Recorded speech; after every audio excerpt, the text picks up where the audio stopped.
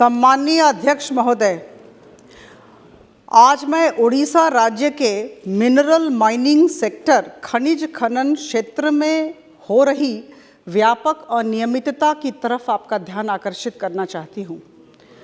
उड़ीसा राज्य में आर्थिक वर्ष 2020-21 में बहुत सारे आयरन ओर माइंस राज्य सरकार द्वारा नीलाम किए गए थे।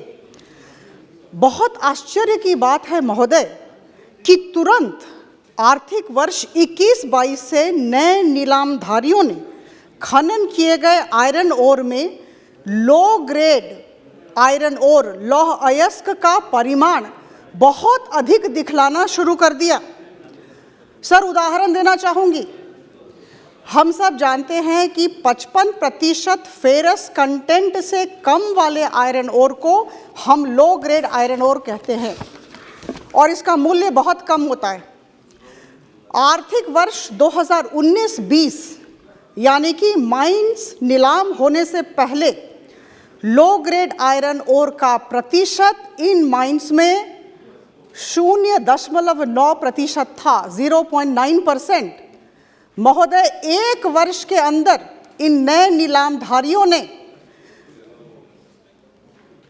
ये 0.9% को 27.3% दिखलाया।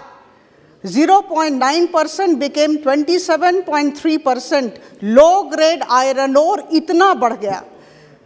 20-30 सालों से जिन माइंस में हाई ग्रेड आयरन ओर होता था वो एक वर्ष में 2020-21 और 2021-22 सर एक वर्ष में यह बढ़कर 27.3% हो गया और अप्रैल और मई 2022 में यह प्रतिशत बढ़ के 42.3% और 58.9% हुआ, 42.3% and 58.9%।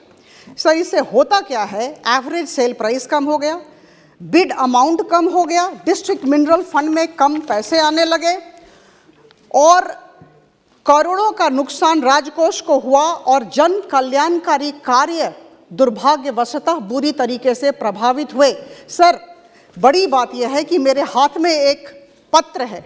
Indian bureau of mines ने सरकार को लिखा, केंद्र सरकार ने राज्य सरकार को लिखा और इस चिट्ठी, ये जो चिट्ठी है यह दिनांक 11/8/2022 की है और इसमें लिखा गया है कि राज्य सरकार उड़ीसा को तुरंत लिखा जाए और तदारक की जाए, मॉनिटरिंग की जाए और इन्वेस्टिगेशन हो। रिपोर्ट मांगा गया, तलब की गई, लेकिन सर उड़ीसा राज्य सरकार ने कर्णपात नहीं किया।